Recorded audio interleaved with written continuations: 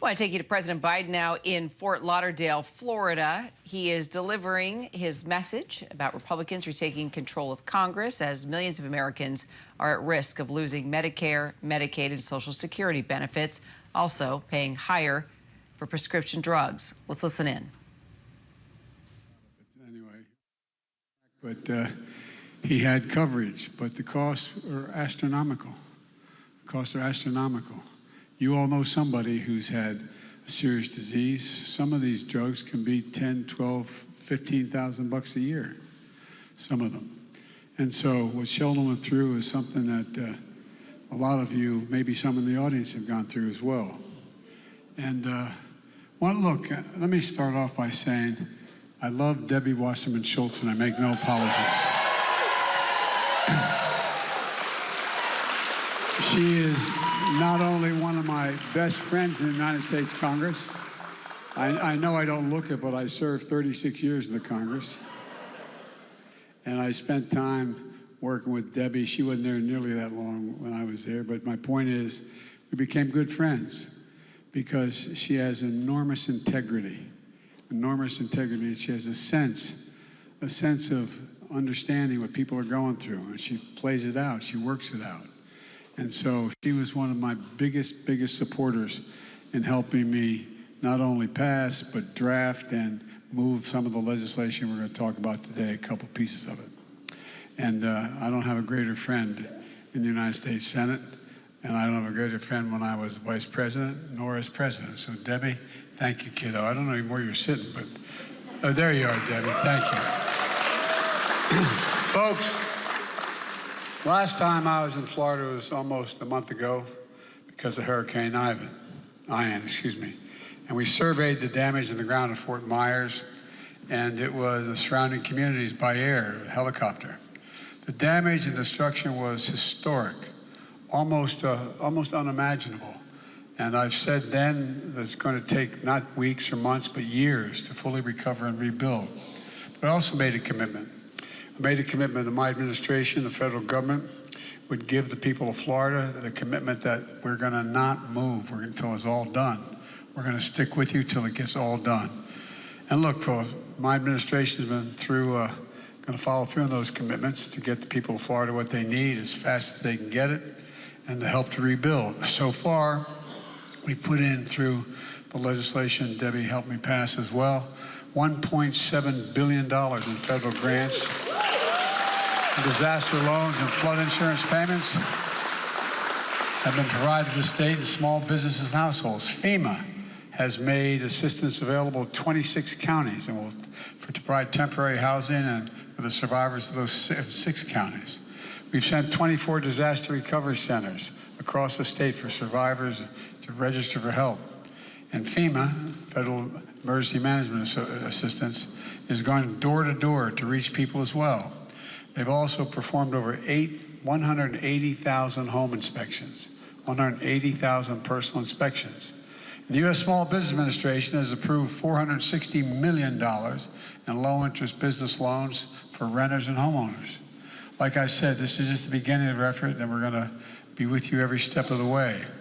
And by the way, the very piece of legislation I'm talking about today contained $369 billion for environmental protection. Folks, well, I've come to Florida today to talk about 2 very, very, very important programs. 2 very important that's going to affect as many Americans as anything else, and a great deal of people in this state are going to be affected. And they're under siege by our Republican friends. And by the way, this ain't your father's Republican Party. This is a different deal right now. And there's a lot of good Republicans out there, but they're under a lot of pressure. Social Security and Medicare are the 2 things I want to talk about. You know, they've been around a long time. President Roosevelt signed the Social Security law into the law 87 years ago. And Lyndon Baines Johnson signed the Medicare into law 50 years ago. These programs do something so basic yet so important. Almost half of all seniors in the United States lived in poverty before Social Security. Let me say that again. 50%, almost 50% of all the seniors in America lived in poverty before this law was passed. Almost half the seniors, half of them lived in poverty, even those who spent a lifetime working. Not enough to put food on the table until Medicare came along, no health care they could count on. And think about what that does to your sense of security, what it does to a person's dignity.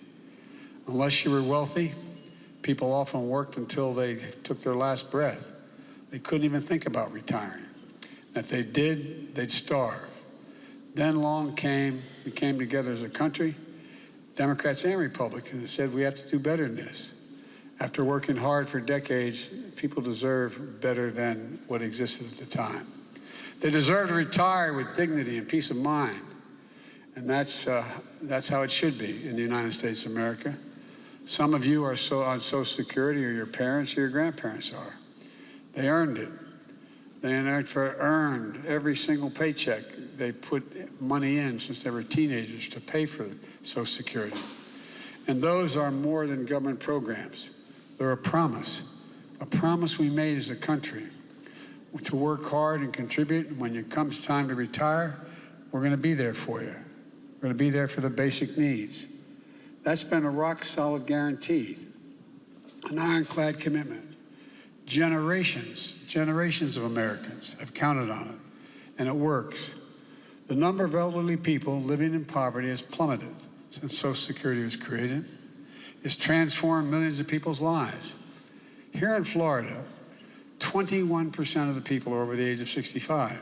It's the second highest of any state in the country as a percent of their state. Some are people of means, but the vast majority live day to day relying on Social Security and Medicare, and maybe a little help from their families. That's why I'm going to keep fighting for these programs, because I believe, the word my dad used all the time, everyone's entitled to be treated with dignity. How? No, I mean, just basic stuff. How could a child look at their mom and dad and not be able to afford to take care of them and still maintain their own dignity? I believe hard work should be rewarded. And I believe that we should leave no one behind, not in the United States of America. So that's why we passed the Inflation Reduction Act, which Debbie helped write, pass, and monitor all the way through. Thank you, Debbie.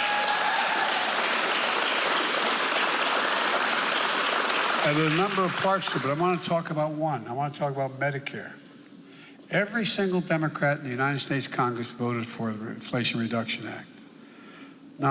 Every single one voted for it.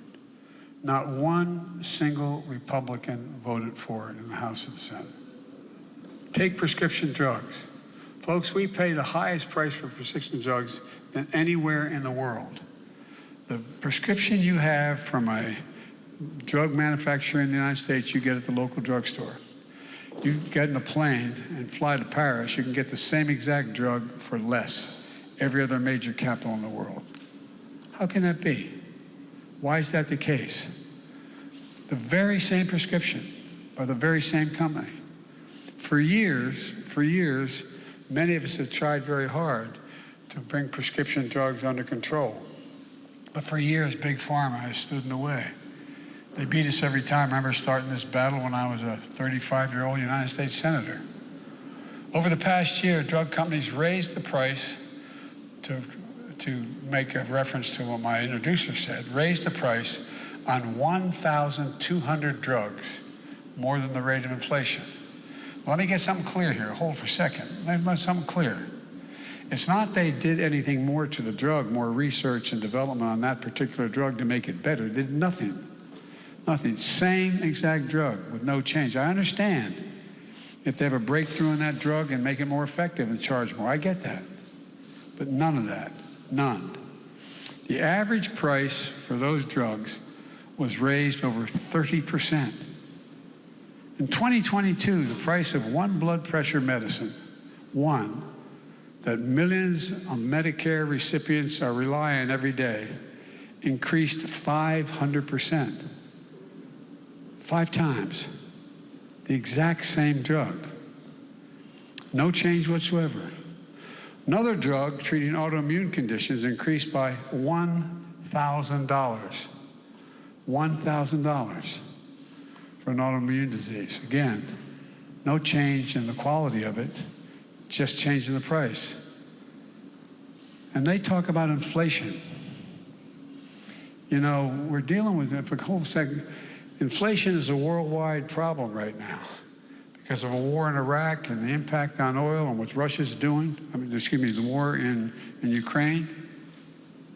And thinking of Iraq because that's where my son died. Because he died. But the point is that you know, that's why it's up. We have the lowest inflation rate of almost any major country in the world. We've done a lot to try to take it under control. I've released millions of barrels of oil from our Strategic Petroleum Reserve, keeping the price down. It's down about $1.25 and going down. It needs to go more. But they talk about inflation all the time. What in God's name? And they ask why I call this the Inflation Reduction Act. If you have to take a prescription that costs you an arm and a leg, and I reduce that, and you don't have to pay as much, it reduces your cost of living. It reduces inflation in your paycheck. And by the way, no, I'm serious. My dad used to say everybody deserves a little bit of breathing room. Granted, when the price of a gallon of gasoline went up, we talked about it at our kitchen table. We weren't poor. We were an average middle-class family. We lived in a 3-bedroom split-level house in a development in a suburban area. We were in a situation where, you know, we had 4 kids and a grandpa living with us. And, but it was, we weren't poor. But we didn't have any money. We didn't have anything left over. And so it was, you know, do you have anything left to have a little bit of breathing room? Look what's happening to drug prices on average Americans. It's actually outrageous. But this year, we finally beat pharma. We finally beat pharma. No, I've been trying this a long, long time, Debbie. I've been trying to do it. Finally. Big pharma lost and Americans won. Thanks again to the Democrats in the Congress. And I have the bad reputation of Biden's not partisan enough. Well, in this one, I'm partisan. Because a lot of these guys came up to me and women said, you know, basically said, not up to me, they can't come up to me in the White House as much when I see them though, saying, I know you're right, but it cost me in my election. I'd lose a primary if I supported you. Well, look, starting in January, if Big Pharma tries to raise the drug price faster than the cost of inflation, they're going to have to write a check for the difference back to Medicare to cover the difference, lowering. Instead of the money going to the pockets of big drug companies buying back their own stock, which is the way in which, just why they keep buying their own stock back, that's how the executives get paid. 89% of their salary, I think that's the number, is paid on stock. Well, guess what? If you have 100 shares of stock and you buy back 50, the 50 left are worth more than 100 each one. Same total amount. And also, they're in fact putting them into the pockets of their shareholders. There's nothing wrong with that per se, unless there's somehow you're ripping people off to get there. It'll go into you. This time it goes into your pockets for lower drug prices. And look, the practical thing, at least in my household where I was raised, is that means you have more money for the car payments, more money for groceries, which are high because of Putin cutting off grain supplies. You have more money to put toward holiday shopping for your grandkids. It's about basic standard of living for ordinary Americans. What the drug companies are doing now is really inflating your cost of living. And we're doing something about it. We're going to give Medicare the power to negotiate lower prescription drug costs, period. We fought for years to make this happen. This year we got it done. Medicare is going to finally have the power to negotiate lower prescription drug prices like the VA can do, the Veterans Administration. They can do that now. And private insurance companies. The VA can say, look, you want to sell all our veterans that particular drug? We're not going to pay that much for it. We're not going to pay $10. We're only going to pay $7.50. If you don't want it, we're not going to buy it. You don't want to sell it to us. Well, it's a gigantic customer. Well, the biggest customer in the world for the drug companies is Medicare. And so whether VA negotiated prices that are 54% lower on average than Medicare prescription drugs. The same if you're a senior veteran on a Medicare drug, that another person, because you're VA, another person's on that same drug who's a retired banker or a retired auto worker. Guess what? The person in the VA, and they deserve it, gets paying 54% less for the same exact medicine, prescription. Doesn't make any sense. But now Medicare is going to have the power to negotiate lower drug prices. So, for example, when these guys come along and say, you know, we're going to charge you, I'm making this up, we're going to charge you 10 cents per an aspirin. And they say, no, we're only going to pay 5. Well, we're not going to sell it. So no problem. They're going to lose 50 billion aspirin or whatever the hell they sell. The point is, they're going to have to respond. Seniors are going to see their out-of-pocket costs for prescriptions. This is really important. It was really important to my mom and my dad. Thank God, you know, we had 4 kids. We were able to make up the difference for mom and dad. But, guess what? Now, the total amount of drug prices, prescription drug price you have to pay in any one year, if you're a senior on Medicare or Social Security, will not be more than $2,000 a year. That's it. You can purchase $15,000 worth of drugs. You only pay $2,000. $2,000 for prescription drugs, period.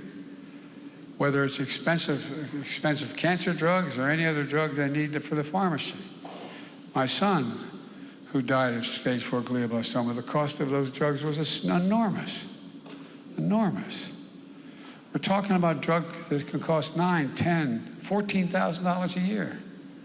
But thanks to this law, seniors are going to be limited to having to pay $2,000 a year for all the drugs they need. All the drugs they need. Now, starting in January, we're also capping the cost of insulin. How many of you know somebody with diabetes who needs insulin? Well, guess what? And when Debbie and I passed this law, it included everybody, not just seniors. And so what happened was, we said, okay, you know how much it costs to make that insulin drug for diabetes? Cost. It was invented by a man who did not patent it because he wanted it available for everyone. I spoke to him, okay? And guess what? It cost $10 to make. $10 to make. And if you count packaging and everything, you could maybe get it up to $15. Well, guess what? They're not going to have to pay more than $35 a month.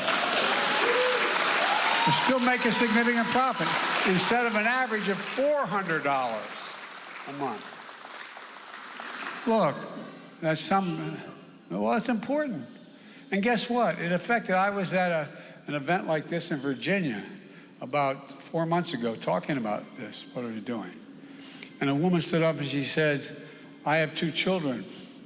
They both have diabetes, and I can't afford the insulin, so we have to share it. We have to cut it back. We split it in half. Imagine a parent looking at their child, knowing they don't have the money or the insurance to be able to pay for it. Talk about being deprived of your dignity. Looking at your child who could have permanent damage or die without access. Maybe so, anyway. And by the way, we're making hearing aids more affordable. Available over the counter. So people don't have to pay expensive visits to specialists. Folks who need them, these hearing aids are available now. The FDA estimates it's going to save patients $3,000 per set of hearing aids. Plus, for seniors on Medicare Part D, recommended vaccines like shingles vaccines are now available for free. 2 million people have been paying $200 for those shots up to now. On average, folks, on average, they're paying $200 for $100, as much as 2 some places, I should say. And guess what? You have to wonder how many seniors skipped the shot because they couldn't afford it. Well, they're going to be free now. You won't have to make that choice anymore. And for years, The fee you paid for Medicare to cover your visit to your doctor's office has gone up. Now, for the first time in more than a decade, it's going to go down. It's going to go down. For real. And on my watch, for the first time in 10 years, seniors are getting an increase in their Social Security checks this week. So checks are going to be up, and Medicare premiums are going to be down. And look, it's a big deal for seniors. Just add up how much we're reducing the cost of living on Medicare for those in need of health care. $2,000 cap on total drugs, $2,000 for seniors in a year. We're also in a situation where we're going to make it difficult for them to charge so much more. Thousands of dollars a year are going to be saved by reducing insulin costs. We're saving some people thousands of dollars, as I said, a year, reducing the cost of hearing aids to $3,000 by $3,000. The cost of single shots from $100 to $200 to $0. That's real money. Seniors in Medicare, that adds up somewhere between $5,000 and $10,000 a year. Some breathing room, as my dad would say. The end of the month, end of the year. Folks, this is progress that's hard won and hard fought by Debbie and some of her colleagues. And I wish I could say our Republican friends in Congress made it happen. I truly do, by the way. I truly do, because we used to be able to do a lot of bipartisan things. But the truth is, every single Democrat in Congress voted for the Inflation Reduction Act.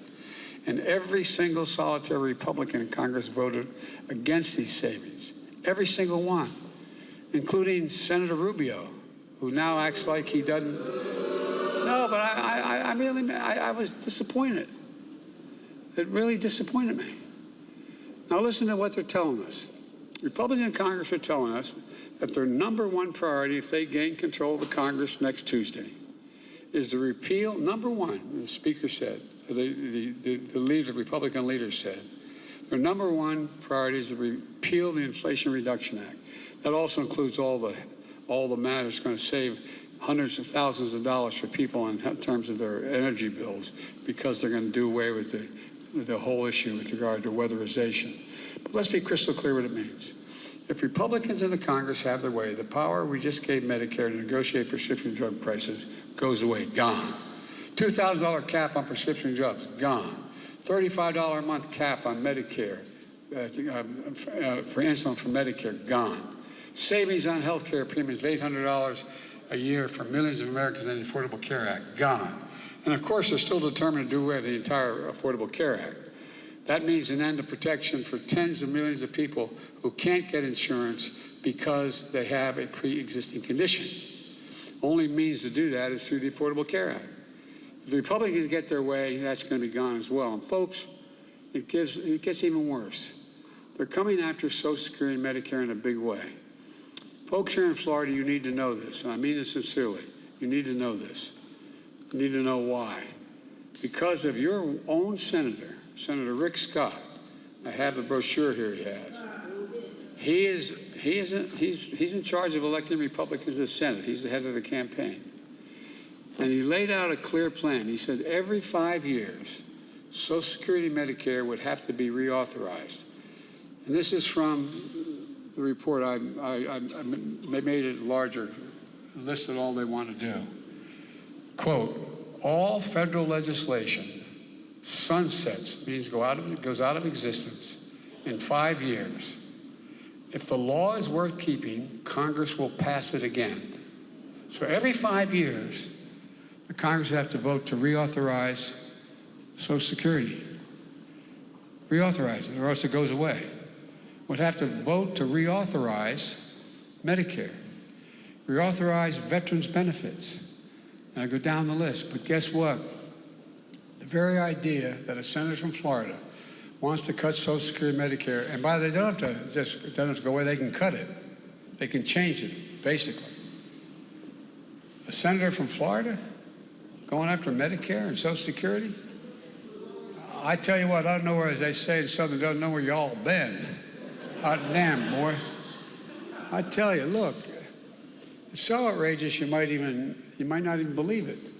And again, word for word, all federal legislation sunsets, means goes away in 5 years. If the law is worth keeping, Congress can pass it again. In other words, it goes out of existence if Congress doesn't vote to keep it. Isn't that wonderful? And then along came Senator Johnson from Wisconsin. He says 5 years is too long to wait. No, it's hard to believe. No, I really mean it. It's hard to believe. He says that's too long. Every year, every single year it should be on the chopping block, along with veterans benefits and everything else in the federal budget. If Congress doesn't vote affirmatively to keep it, it goes away, gone. You've been paying into Social Security your whole life. You earned it.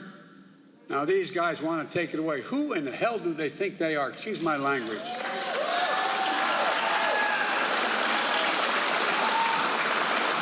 Just imagine what that would mean. Imagine a child care worker in her mid-60s, been at it for 35 years. She's paid into Medicare and Social Security every paycheck. It needs to get cut or it's gone. She's getting ready to retire, trying to make plans for the future. She thought she could count on Medicare and Social Security to help her through that. But with these guys, she doesn't know anymore. And Republicans in Congress vote to take away another Medicare benefit in a few years. What's that do to her planning? They're going to increase retirement age for Social Security and shrink benefits. That's what they're moving to do.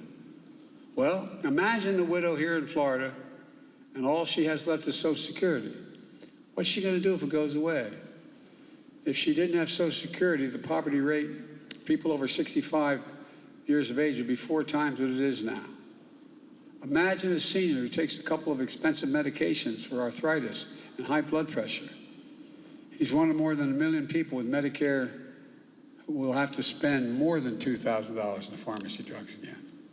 Look, for years he's been struggling to keep up with the cost of these prescriptions. Now, finally, there's relief for the $2,000 cap. But if Republicans have their way, instead of looking forward to having extra money in their pocket, it's not going to happen. Will this drug cost skyrocket in Congress if Republicans get rid of the cap? Well, they're going to need a hell of a lot of votes because I'll veto it. But, look, you can make changes that drive drug costs even higher. Just imagine living with that uncertainty. And what do Republicans want to do with the money? Well, guess what? They talk about they want to cut taxes for the wealthy and corporations. In 2020, 55 of the corporate 500 companies, the largest companies in the world, in the United States of America, made $40 billion, paid 0 in income tax. So I passed a law saying they got to pay a minimum of 15%. 15%, you all pay more than that. 15%. Well, they want to repeal it. It would allow some of the largest, most profitable companies in America to go back to paying 0. And they want to extend the $2 trillion tax cut, which overwhelmingly benefited the very wealthy, the biggest corporations in the last administration, not a penny of which was paid for in the Trump administration. What's become of us? Folks, many of us are focused on inflation right now. But let me say something. I want to point something out. They talk about big spending Democrats. Yeah, I spend a lot of money to do these things, but guess what? I cut the deficit in half. In half, the federal deficit. This year alone, $1.4 trillion reduction, $400 billion reducing the debt. And last year, $350 billion reducing debt. Give me a break. I'm so sick and, oh, I shouldn't get going. Come on, man. I mean, it's just amazing. No, that's a fact. As my granddaughter, she used to say, Google it. You know, I'm serious. We cut the federal deficit in half while doing all this. And we did it by just growing the economy in many ways and also making sure people began to pay their fair share. And by the way, the largest tax increase we had was people for companies who were paying 0 to 15%. School teachers pay a hell of a lot more than 15%. So I don't know what the deal is here. Quickly, let's talk, and I'll end this, talk about inflation. If you want to raise the cost of living in seniors, go ahead and give free rein to drug companies. Look at what these drug companies have done. Republicans in Congress are cheering them on. Go ahead and reduce Social Security and Medicare. Watch what happens to the cost of living of hardworking Floridians. That's what I call inflation. At the end of the month, what you have left, if you have no money, that's inflation. The things you need, are they going up? And they are. They are. And now they've come forward with a real ticking time bomb. This one is outrageous. I mean it. And I've been there a long time. Now, the Republican leader is saying, if I don't cooperate in cutting Social Security between going back into session and the end of this term, and I don't support cutting Medicare and Social Security, they're going to shut down the government by not providing the votes to pay our federal debt to other countries in the world. Be the first time in all of American history. They're not going to get it done, but guess what? Remember last time Republicans tried this? And I was literally, as vice president, negotiating with the Republican leader until almost New Year's Eve day, until close to midnight. We finally got it resolved because they couldn't they weren't going to continue. They knew what would happen. But remember what happened? The entire credit of the federal government was degraded internationally because we played that game. It didn't even do it and degraded it. Look, this is irresponsible. Nothing would create more chaos and do more damage to the American economy than playing around with whether we pay our national bills. Let me close with this. Over the past few years, we've faced the most difficult challenges in our history, both at home and abroad. But we're making real progress. Just have to keep going while protecting what generations before us did and make sure we're the nation we thought we were. Look, I know we can do this. I really do. I'm confident. For everything we've been through, I've never been more optimistic about America's prospects. We're better situated than any nation in the world. We really are. We have to just remember who we are. We're the United States of America. No, I'm not joking. And there's nothing beyond our capacity if we set our mind together and work together. So God bless you all. God protect our troops. And God give some of our Republican friends some enlightenment. Thank you.